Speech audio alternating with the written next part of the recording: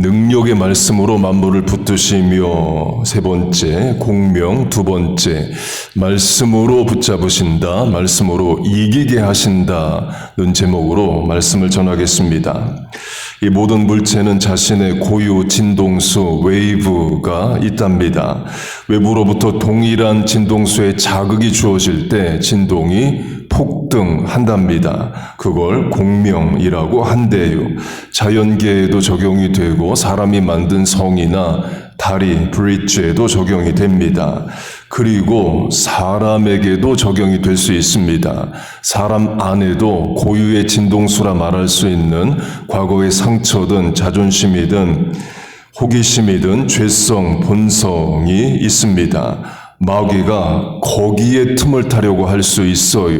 우리의 죄된 본성, 상처에 틈을 타고 자극을 해서 인생을 무너뜨리려고 할 수 있습니다. 그래서 말씀을 붙잡아야 하고 말씀으로 이길 수 있습니다. 우리가 부른 복음성가로 하면 주의 손이 붙드시네 흔들리는 우리의 삶을 이해요. 주의 손으로 대표되는 하나님의 말씀이 그렇게 우리를 붙잡아 주시길 축복합니다. 홍길동 집사님이 있다고 해보세요. 잘 참고 인내하고 온유한 분입니다. 그런데 그 부분만 언급이 되면, 건드려지면 홍길동 집사님이 과도하게 반응하거나 분노하고 합니다. 다른 부분에서는 그렇게 잘 참고 인내하는 분이 오직 그 부분에 대해서만은 감정 조절을 못하고 평정심을 잃어요. 그러면 그 부분이 홍길동 집사님의 약점, 상처, 공명의 가능성이 있는 부분입니다. 남편 아내로 하면 그 일, 그 사건, 그 사람만 바라면 불화하고 평정심을 잃고 싸웁니다. 자식도 그럴 수 있죠. 착하고 순종적인 자녀가 그 부분에 대해서만은 저항하고 불효합니다. 조선시대 왕실 용어로 하면 영린, 건드리면 안 되는 부분이 있어요. 영조 왕으로 하면 아버지는 왕이고 양반이지만 어머니는 천민, 무수리입니다. 어머니를 언급하면 영조의 자존심 이제 뒤집어집니다. 약점이어서 그래요. 연산군도 마찬가지입니다. 어머니가 폐비가 되고 사약받고 죽습니다. 연산군이 망가진 이유는 어머니의 죽음과 복수심 때문에 그래요.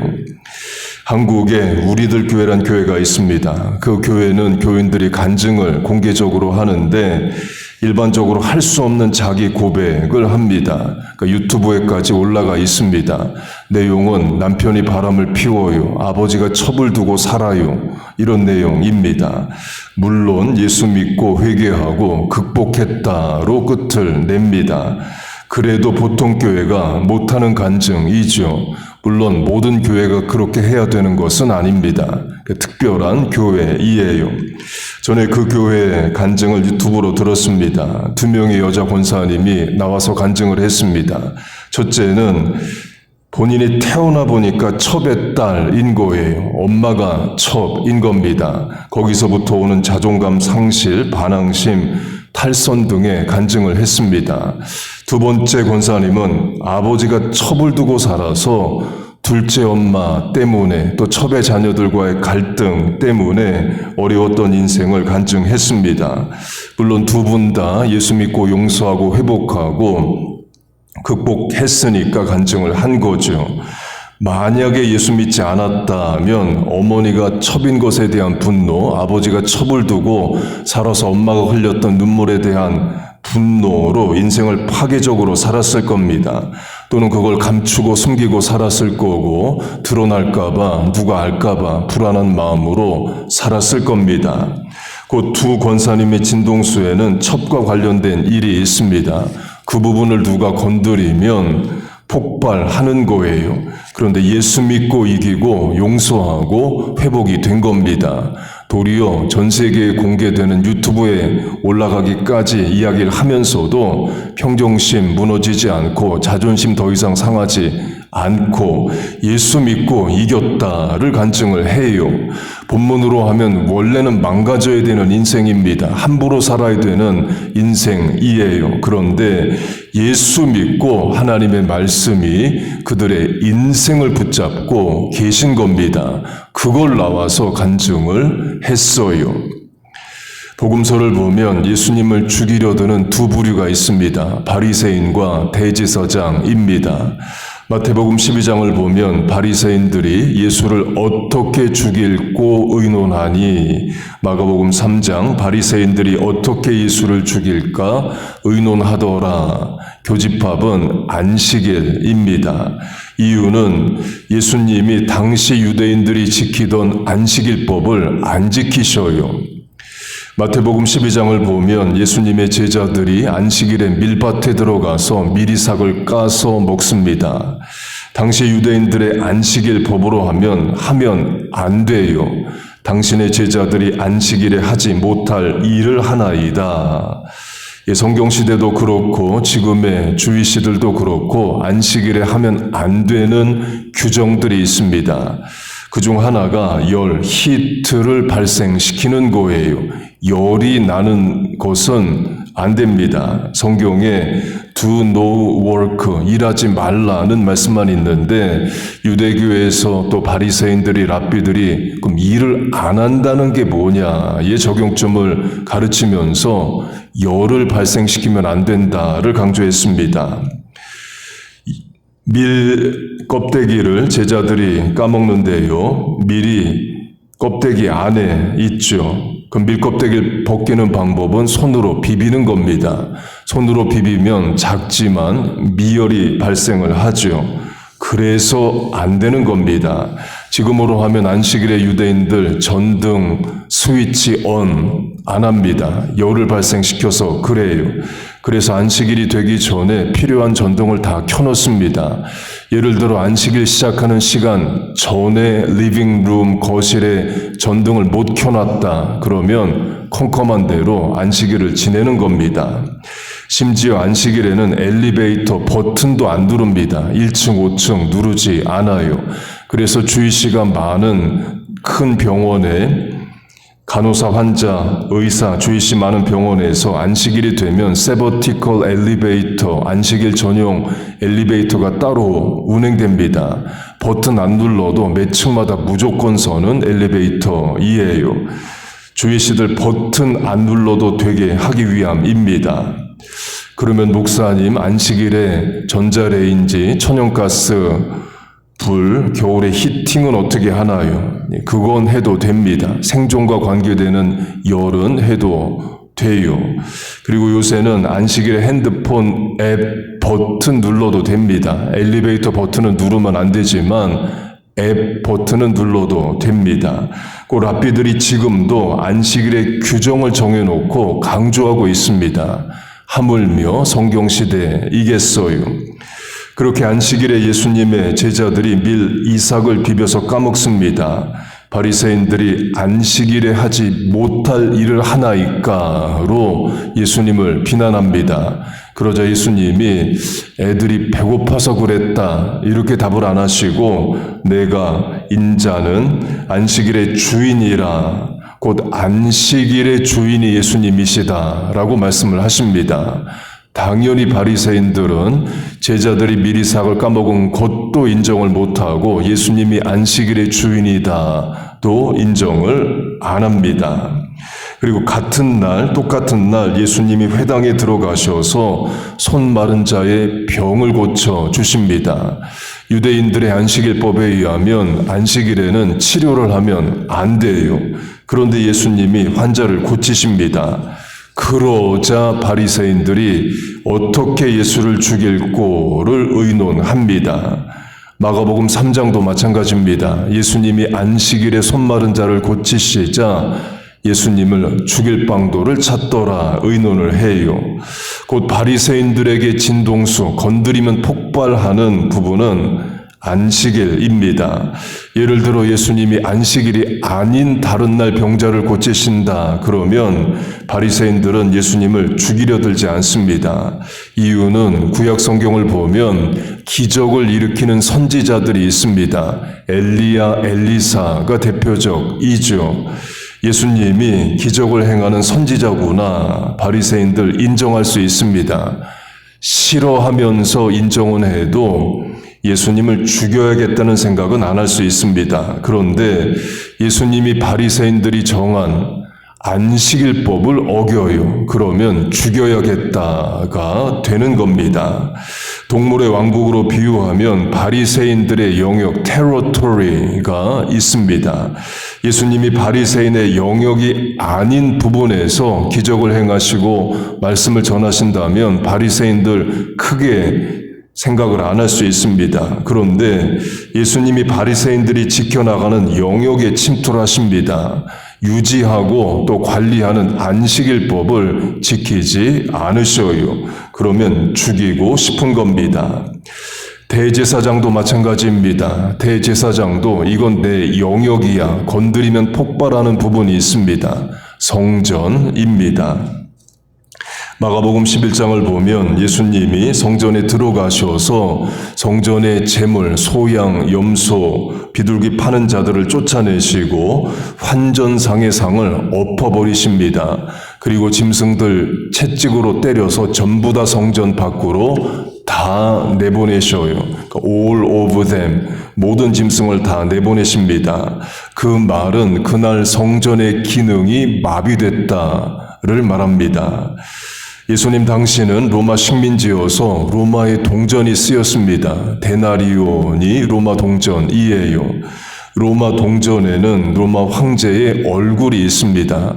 당시 황제는 살아있는 신으로 여겨졌어요. 곧 우상의 얼굴이 동전에 있는 겁니다.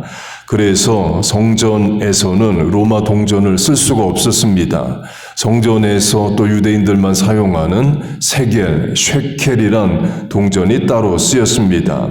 그 로마의 동전을 가지고 성전에 와서 세겔로 환전을 해야 됩니다.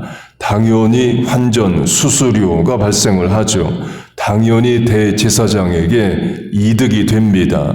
성전에서 환전 비즈니스를 하는데 대제사장 허락 없이 할 수는 없는 거예요. 당연히 수수료, 커미션이 대제사장에게 갔을 겁니다. 그리고 제물로 쓰이는 소, 양, 염소도 성전 안에서 모나폴리, 독점적으로 팔립니다. 당연히 성전 밖에서 사는 것보다 비쌌을 거예요. 역시 이익이 발생하고 수익의 일부는 대제사장에게 갔을 겁니다. 대제사장 허락 없이 성전에서 제물을 팔 수가 없죠. 저는 1996년에 리치몬드 버지니아에 대학원 유학생으로 처음 유학을 왔습니다. 그 리치몬드에 영화관 극장이 있는데 가격이 99센트였습니다. 그때도 99센트면 굉장히 싼 가격이었어요. 그런데 팝콘이 $5, 콜라가 $6였습니다. 그러니까 99센트 내고 들어가서 $5, $6짜리 콜라, 팝콘을 사 먹는 겁니다.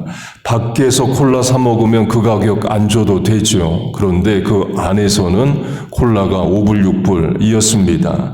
그럼 밖에서 콜라 사오면 되지 않느냐? 그렇게 못합니다. No outside food or drink allowed 이에요. 제사장들도 마찬가지입니다. 소와 양과 염소를 성전 안에서 사지 않고 밖에서 가지고 왔다 그러면 온갖 핑계를 대서 제물에 흠이 있다. 이건 안 된다. 그렇게 퇴짜를 놓습니다. 그러면 결국 성전에 와서 제물을 살 수밖에 없어요. 모노폴리, 독점이죠. 당연히 성전 안에서 파는 소와 양과 염소는 밖에서 사는 것보다 비쌌을 겁니다. 거기서 발생하는 이익의 일부는 대제사장에게 갔을 거예요. 그리고 또 누구는 성전에 납품하는 소, 양, 염소를 독점적으로 기르는 사람도 있었을 겁니다. 성전에서 가까운 예루살렘 근처에 엠마오, 베들레헴, 베다니 이런 데서 성전 전용 목장이 있었을 수도 있는 거예요.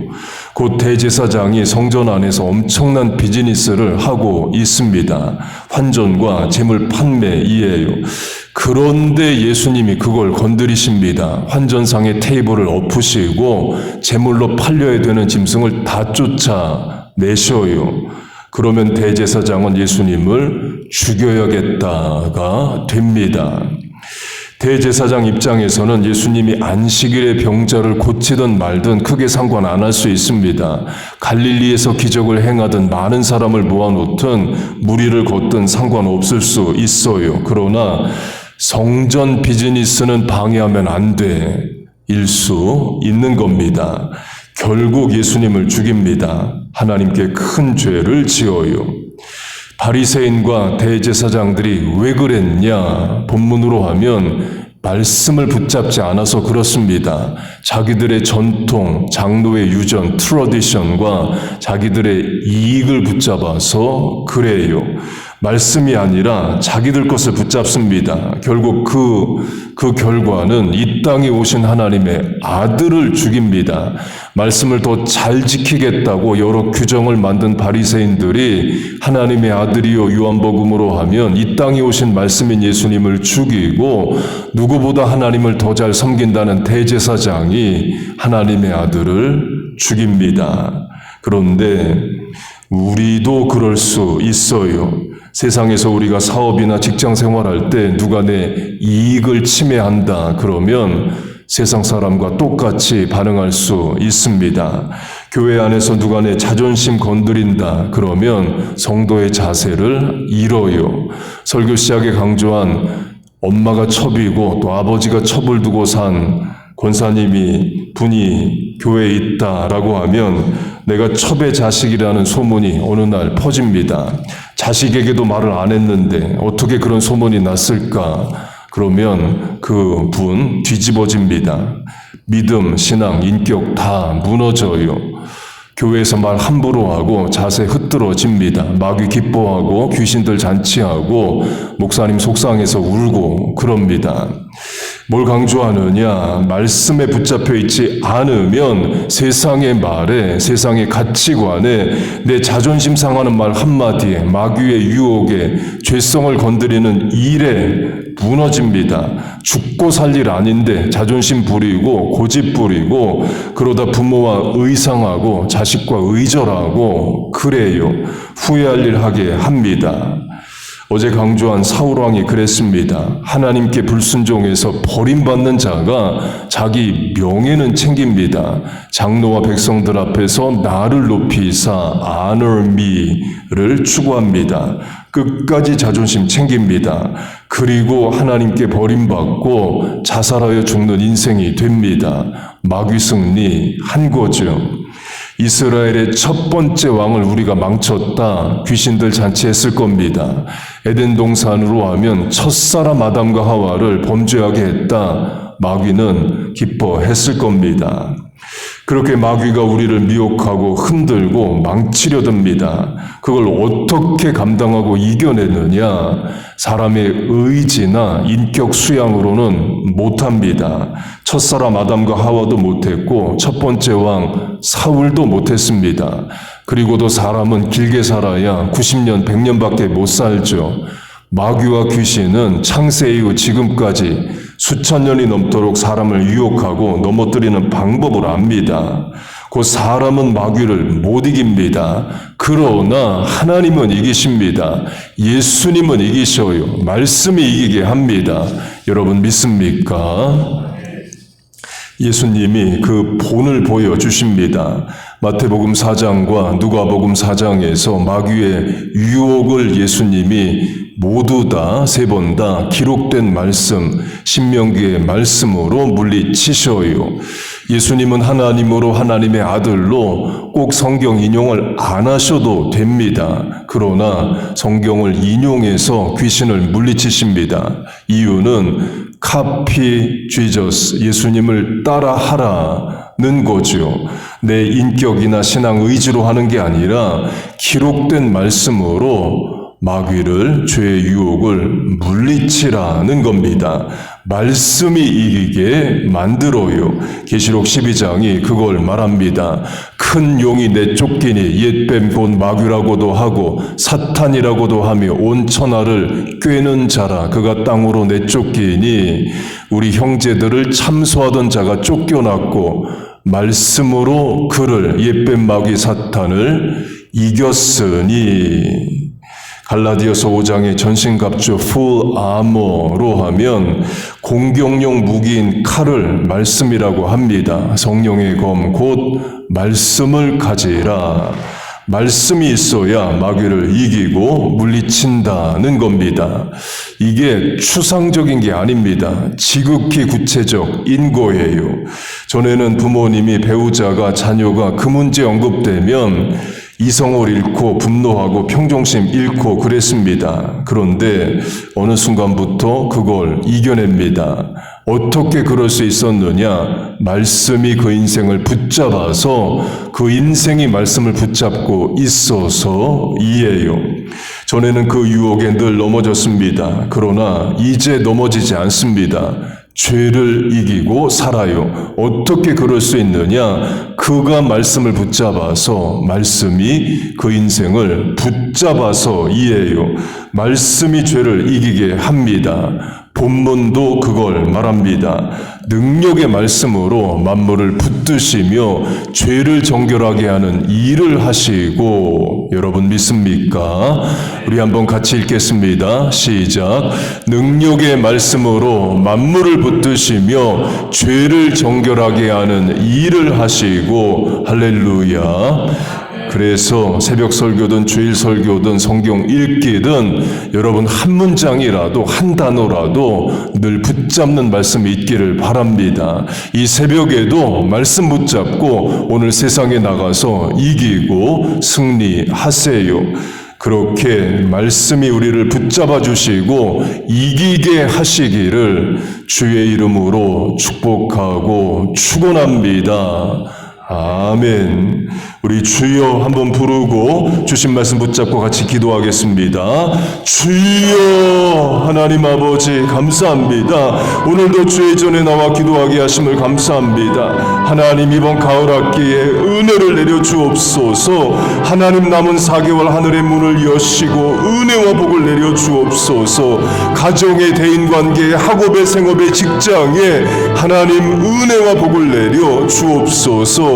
이 가을에 믿음이 자라게 하시고 더 말씀 붙잡아 살게 하시고 또 그 말씀이 우리와 가정과 자녀와 신원섭한 언행심사 판단력 붙잡아 인도하여 주옵소서. 그래서 죄를 이기게 하시고 유혹을 이기게 하여 주옵소서.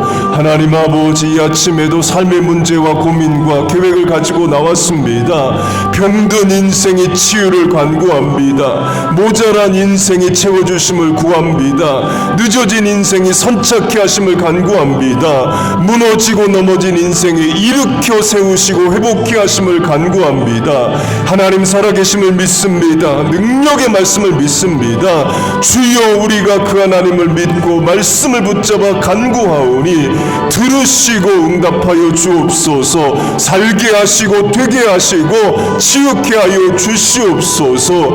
하나님 이 한 주간 하늘을 향해 기도한 간구에 응답하실 줄로 믿습니다.